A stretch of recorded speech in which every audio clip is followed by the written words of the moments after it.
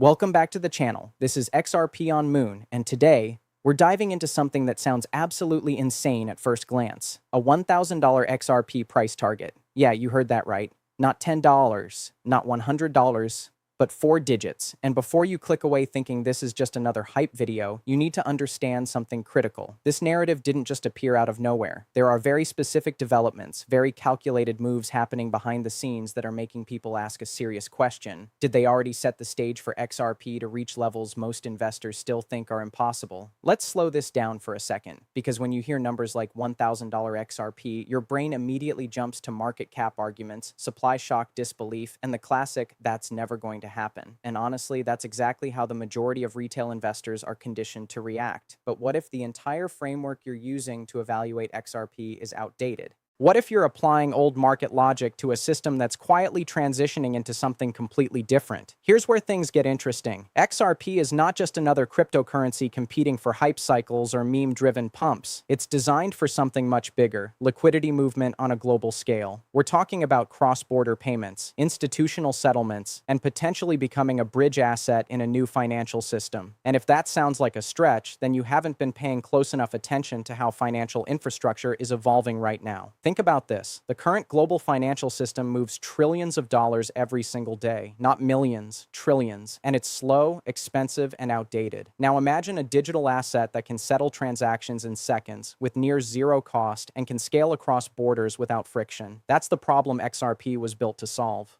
So when people throw out a $1,000 price target, they're not just randomly guessing. They're trying to price in a future where XRP is deeply integrated into global liquidity flows. But here's the twist. The shift isn't loud.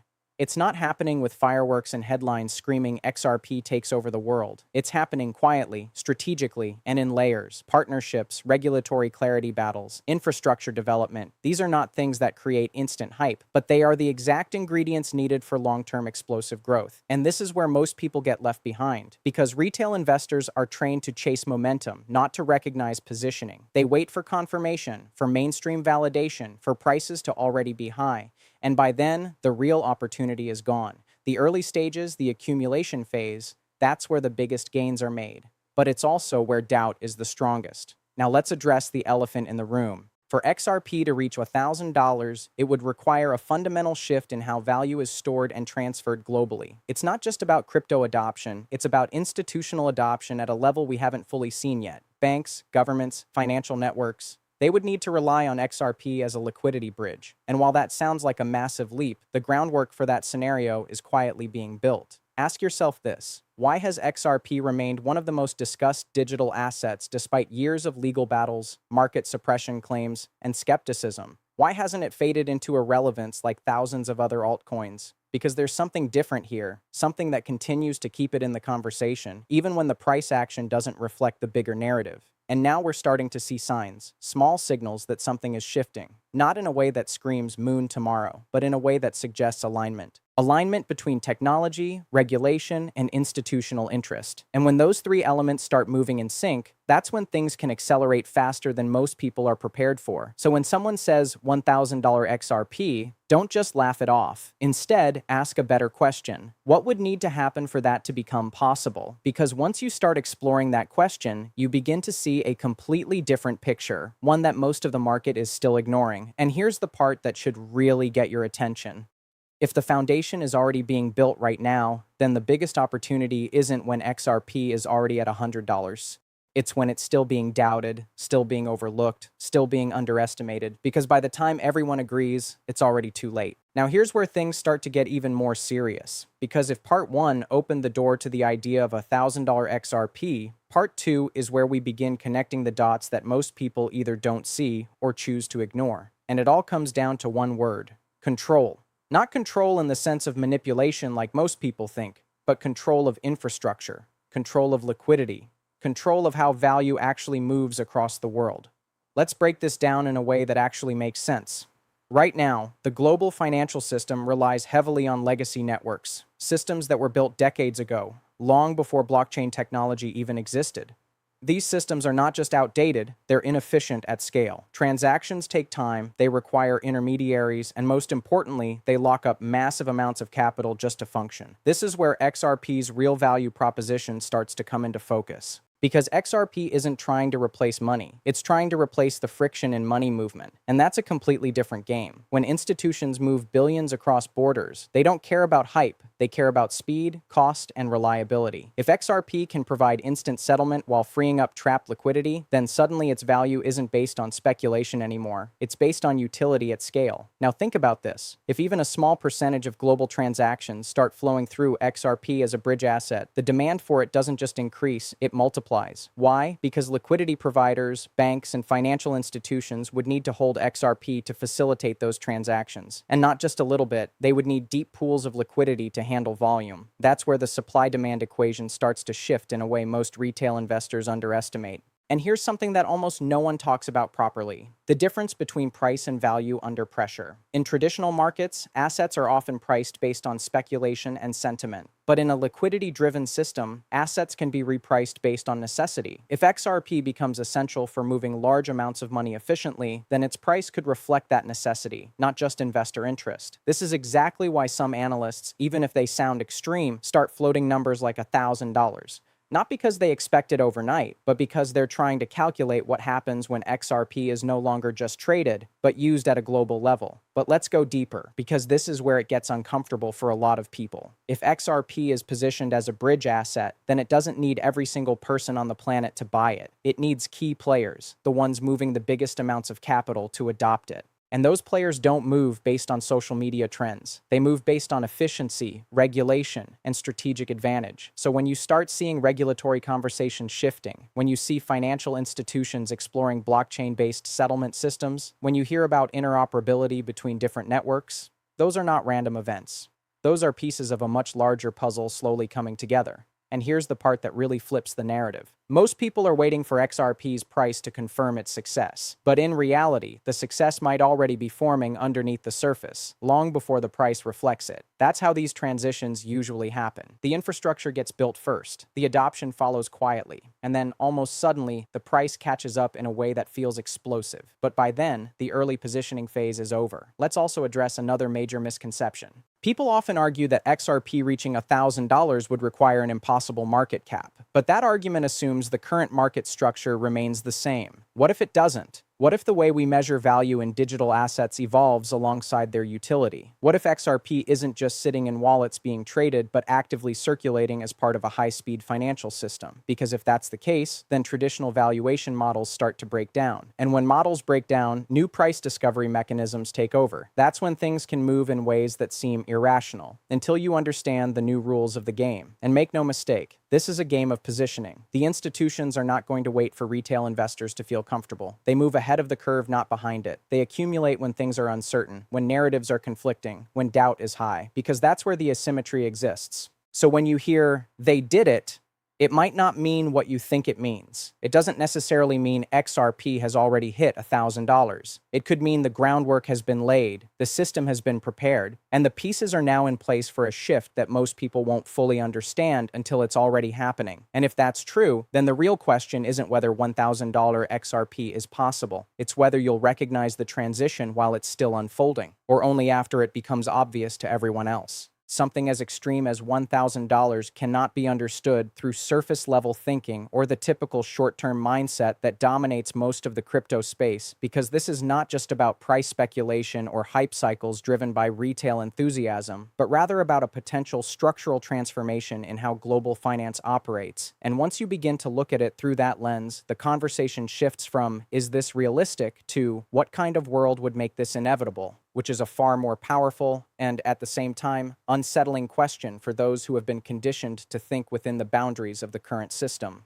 What many investors fail to fully grasp is that financial systems do not evolve in a straight line where everyone is informed at the same time and reacts simultaneously, but instead, they evolve in phases where the early signals are often dismissed. The middle phase is filled with confusion and skepticism, and the final phase is where sudden clarity emerges, usually accompanied by rapid price expansion that feels almost irrational to those who did not position themselves early enough. And this pattern has repeated itself across multiple technological revolutions, whether you look at the rise of the internet, the adoption of mobile technology, or even the early days of Bitcoin itself, when the majority of people could not comprehend how something digital could hold value at all. Now, if you apply that same framework to XRP, you begin to notice that it has been sitting in what appears to be a prolonged middle phase where the narrative is constantly being challenged, questioned, and even ridiculed, yet at the same time it refuses to disappear or become irrelevant, which in itself is a signal that there is something more substantial underneath the surface, something that continues to sustain interest not just from retail participants, but from entities that operate on a completely different level of capital and strategic planning. And this is where the conversation becomes less about daily price action and more about long-term positioning within a system that is gradually being re-engineered. Consider for a moment how liquidity actually functions on a global scale, because this is the core piece of the puzzle that ties everything together. And without understanding liquidity, it becomes almost impossible to see why an asset like XRP could be assigned such a high valuation in the future, since liquidity is not just about having money available, but about having the right asset in the right place at the right time to facilitate transactions without delays or excessive costs. And in the current system, achieving that requires enormous amounts of capital to be pre-funded across different regions, effectively locking up trillions of dollars that could otherwise be used more efficiently. What XRP introduces into this equation is the possibility of on-demand liquidity, where instead of holding multiple currencies in multiple accounts around the world, institutions could use XRP as a bridge to instantly convert value from one currency to another, thereby eliminating the need for pre-funded accounts and freeing up capital on a massive scale. And if this model gains traction even in a limited capacity, the implications for demand become significant because XRP would no longer be just another tradable asset, but a critical component in the movement of global value, which naturally leads to a reevaluation of its price based on utility rather than speculation alone. At the same time, it is important to recognize that such a transition would not happen in isolation or without resistance, because existing systems and institutions have deeply entrenched interests in maintaining the status quo, and any shift toward a new model of liquidity management would require not only technological readiness, but also regulatory alignment and institutional trust, all of which take time to develop and coordinate, which explains why the progress often appears slow and fragmented from the outside, even though significant advancements may be occurring behind closed doors where the real decisions are being made.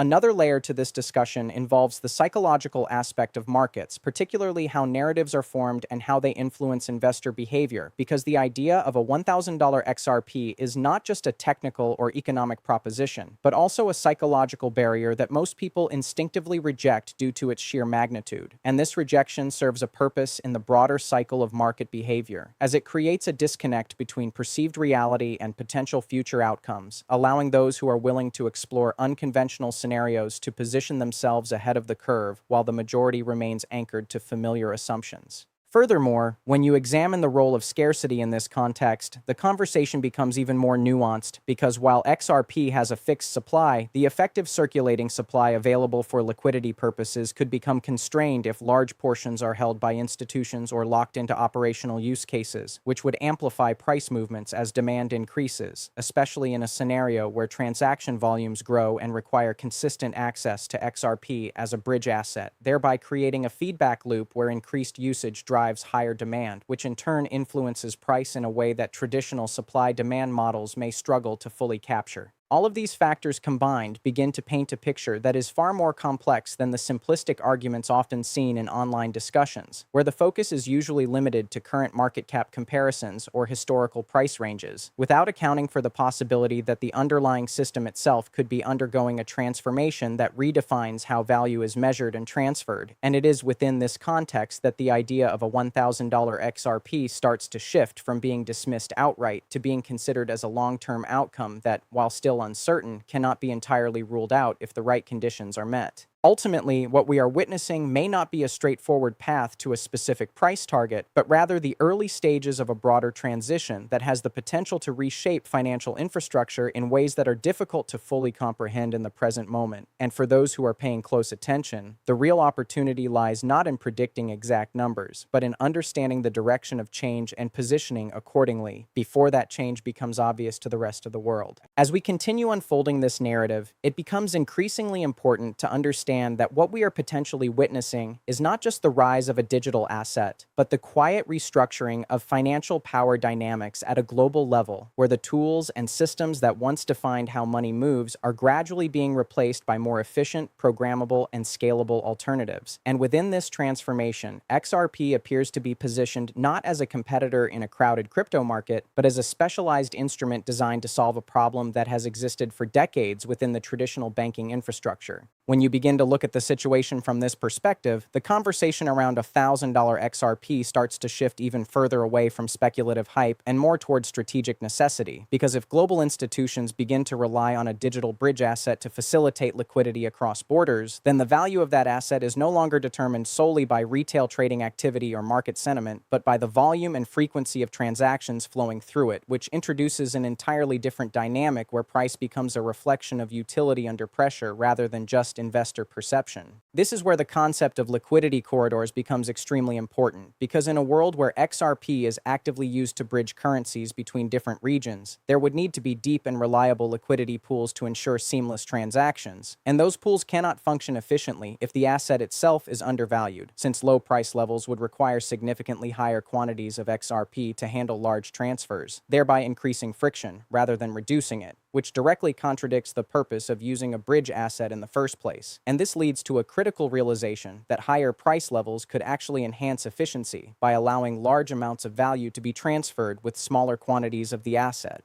At the same time, it is essential to recognize that such a system would not operate in a vacuum, as it would need to integrate with existing financial networks, comply with regulatory frameworks, and gain the trust of institutions that manage enormous volumes of capital, all of which require a level of stability, reliability, and predictability that goes far beyond what most cryptocurrencies currently offer. And this is precisely why the development of infrastructure, partnerships, and legal clarity has been such a central focus for XRP over the years, even when it seemed like progress was slow or overshadowed by market noise. Another dimension that often goes unnoticed is the competitive landscape, because while there are many projects attempting to address aspects of cross-border payments or liquidity management, very few have managed to position themselves at the intersection of technology, compliance, and institutional readiness, which is where XRP appears to have carved out its niche, and this positioning could become increasingly valuable as the demand for efficient global settlement solutions continues to grow, especially in a world that is becoming more interconnected and reliant on real-time financial interactions. It is also worth considering how macroeconomic factors could influence this entire scenario, as shifts in global trade, currency volatility, and the need for faster and more resilient payment systems could accelerate the adoption of solutions that offer clear advantages over traditional methods. And in such an environment, assets that provide speed, cost efficiency, and scalability may gain traction not because they are trendy, but because they address real and pressing challenges faced by financial institutions and governments alike. However, despite all of these potential drivers, the path towards such a transformation is unlikely to be linear or predictable, as it will involve periods of uncertainty, regulatory challenges, and market fluctuations that could test the conviction of even the most committed participants, which is why understanding the broader narrative is so crucial, because without that understanding, it becomes easy to get caught up in short-term price movements and lose sight of the long-term trajectory that may be unfolding beneath the surface. What makes this situation particularly fascinating is the possibility that the majority of the market may not fully recognize what is happening until much later in the process, as the signals of change are often subtle and require a willingness to look beyond conventional metrics and assumptions. And by the time those signals become widely acknowledged, the resulting shift in perception could lead to rapid revaluation, as participants rush to adjust their positions in response to a new understanding of the asset's role within the financial ecosystem.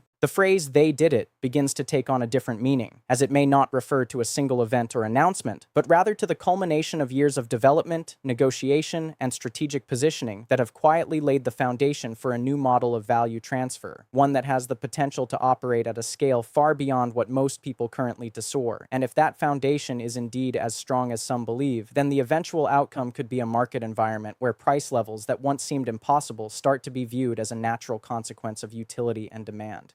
everything starts to come together in a way that forces you to step back and look at the bigger picture. Because at this point, it's no longer just about whether XRP can reach $1,000, but about understanding the chain of events, the structural shifts, and the strategic positioning that would need to align in order for such a scenario to even become possible, and more importantly, whether those pieces are already moving into place without the majority of the market fully realizing it. What makes this entire discussion so powerful is not the number itself, but the journey behind it. Because throughout history, the greatest financial opportunities have emerged during periods of transition, when old systems begin to lose efficiency and new systems quietly take their place, often unnoticed until the tipping point is reached. And by the time that transition becomes obvious, the window for early positioning has already closed, leaving late participants to enter at significantly higher levels with far less upside potential. In the case of XRP, the argument for extreme price targets is rooted in the idea that we may be approaching one of those transitional moments, where the traditional mechanisms of global finance are being challenged by faster, more efficient alternatives. And if XRP successfully integrates into that evolving framework as a bridge asset for liquidity, then its role could expand far beyond what most people currently soar, creating a scenario where its valuation is driven not just by market speculation, but by real-world usage on a massive scale. At the same time, it is crucial to remain grounded and realistic, because while the potential exists, the path forward is filled with uncertainties that cannot be ignored, including regulatory developments, technological competition, adoption rates, and broader economic conditions, all of which will play a significant role in determining how this narrative unfolds over time. And this is why it is important to approach such discussions with a balanced perspective, recognizing both the opportunities and the risks involved. One of the most important lessons to take away from this entire conversation is the concept of asymmetric opportunity, where the potential upside of an investment far outweighs the downside, particularly during early stages when the asset is still widely misunderstood or undervalued. And this is often where the greatest gains are made, not because the outcome is guaranteed, but because the risk-to-reward ratio is favorable for those who are willing to think beyond conventional assumptions and position themselves accordingly. However, it is equally important to understand that markets are driven by human behavior as much as they are by fundamentals. And this means that emotions such as fear, greed, doubt, and impatience will continue to influence price movements in the short term, creating volatility that can shake out weak hands and test the conviction of long-term holders, which is why having a clear understanding of your own strategy and time horizon is essential when navigating such an environment. As you reflect on everything we have discussed, from the role of XRP in global liquidity to the potential for systemic change in financial infrastructure, the key question becomes not whether a specific price target will be reached, but whether you are able to recognize and adapt to the broader shift that may be unfolding, because in rapidly changing environments, those who succeed are often those who can see beyond the present and anticipate where the future is heading. And perhaps that is the real meaning behind the phrase, "they did it," because it may not refer to a single moment of achievement, but to the quiet completion of a foundation that has been years in the making. A foundation that, once activated at scale, could redefine how value moves across the world, and in doing so, create outcomes that today seem almost impossible to tasawwur, yet tomorrow may be viewed as inevitable. So instead of focusing solely on the number, consider the narrative, the direction, and the underlying forces at play, because those are the elements that ultimately shape the future of any asset. And in the case of XRP, they suggest that we may be looking at something far more significant than a simple price movement, but rather a potential shift in the very mechanics of global finance.